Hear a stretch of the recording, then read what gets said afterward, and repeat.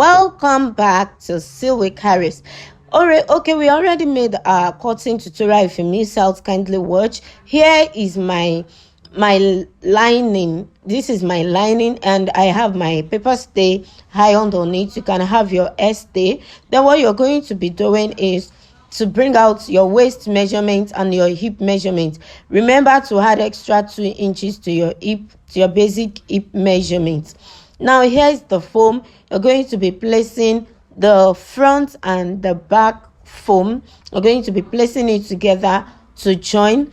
You can see in this case the foam, the front is at the top while the back is underneath. Then in the next one, okay, it is like this because I started sewing from the top on one, and on the other one I started sewing from the down.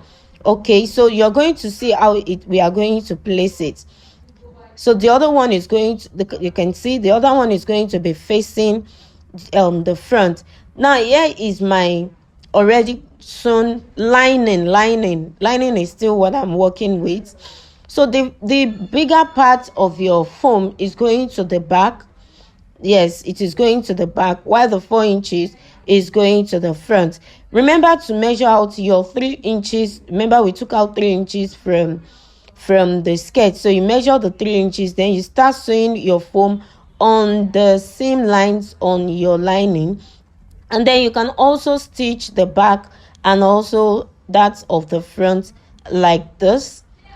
And whatever you have done on this side, you're going to be repeating the same on the other side. Remember to place your foam on your lining very well, appropriately. The back, remember the back, and you also remember which belongs to the front. And you're also going to take out 3 inches from the top. You're going to take out 3 inches from the top. So here is one side of my foam. I'm also doing the same thing on the other side of the foam. Make sure your foam is placed properly. Now, if you haven't subscribed to this channel, you can subscribe, and if you have questions, you can leave your questions in the comment section. I'll be there to answer every of our questions. Now this has been done. Here is the back, and this is what the front looks like. All right, now on my main fabric, I have my main fabric and my support fabric together. So what I'm going to do is also bring out my measurements. Remember that to your basic measurements we have extra 2 inches. If your hip is not the waist, just the hip, if your hip is 40, for instance, you're going to be working with 42 inches.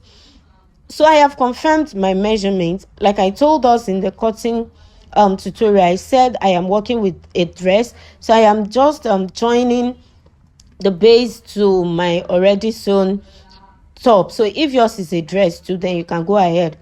The next thing we're going to do is measure out your zipper space. Measure out your zipper space, and the rest of the skirt we are going to join to the base. And after that has been done, the next thing is to fix our zipper. So just fix your zipper on your main skirt. Remember, we've not added our lining yet. Just make sure you fix your zipper on the skirt. After that, you can use your lining to turn from the top. You run it straight down, and also at the base you're going to, now I forgot to tell us that you need to reduce the length of your lining by 1 or 2 inches. So you turn it from outside to inside, and the same thing at the top and at the base.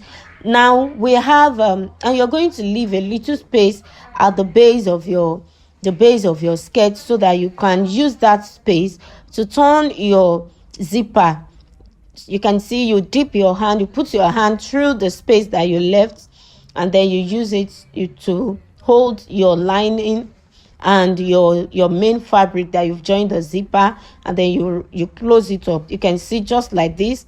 You can see it, and I'm going to do the same thing on the other side, just like this. So you make sure the space that you left at the base of your lining of your skirt, sorry. So you're going to hold it like this, and I'm going to turn it on the inside so that I can run my stitches on the zipper in order to hide the sewing. Then afterwards you can come back to top stitch on the space that you left. And that is the end of our tutorial.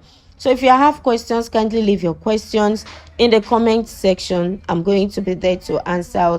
All right, so once you have done that, you can just stop stitch your fabric, and that's the end of our tutorial. See you next class. Bye.